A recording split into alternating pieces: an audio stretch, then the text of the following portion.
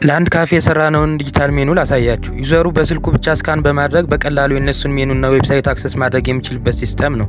ስካን እንዳደረገ የነሱን ሜኑ እንደዚህ ጽድት ባለመልኩ ይመጣለታል። ምግቦቹን በቀላሉ ለማግኘት በተለያዩ ካታጎሪዎች ፊልተር ማድረግ ይችላል። የመረጣቸውን ምግብ ሲነካም ሙሉ ኢንግሪዲየንቱን፣ በውስጡ የያዛቸውን ፕሮቲንና የምግቡን ዝርዝር በዲቴል ያሳየዋል። ይሄ ደግሞ ለከስተመሩ በጣም አሪፍ ነገር ነው። ሌላው ደግሞ ምግቦችን ተሎ ለማግኘት እንዲመቸው በስማቸውም ሰርች ማድረግ ይችላል። ሌላው አስገራሚ ነገር ደግሞ ምግቡን መርጦ ካዘዘ በኋላ የምግቡን ስታተስ ወይም ደግሞ መድረስ አለመድረሱን መከታተል ይችላል። ከዚህ በተጨማሪ ደግሞ ከረንሲውን በአንድ ክሊክ ብቻ ቀይሮ መመልከት ይችላል።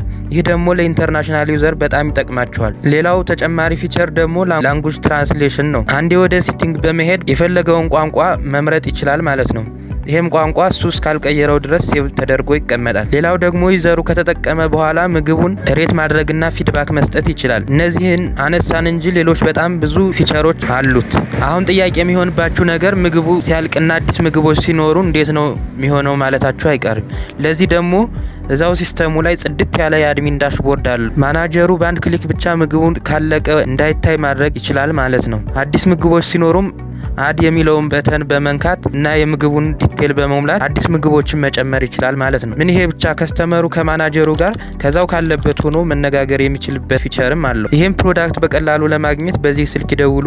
ማንኛውም አይነት ሲስተሞችና ሞባይል አፕሊኬሽኖች ማሰራት የምትፈልጉ ባዮ ላይ ባለው ስልክ መደወል ወይም ደግሞ ባዮ ላይ ባለው የዌብሳይት ሊንክ ኮንታክት ማድረግ ትችላላችሁ። ፎሎ እና ላይክ ማድረግ እንዳይረሳ። ቴንኪዩ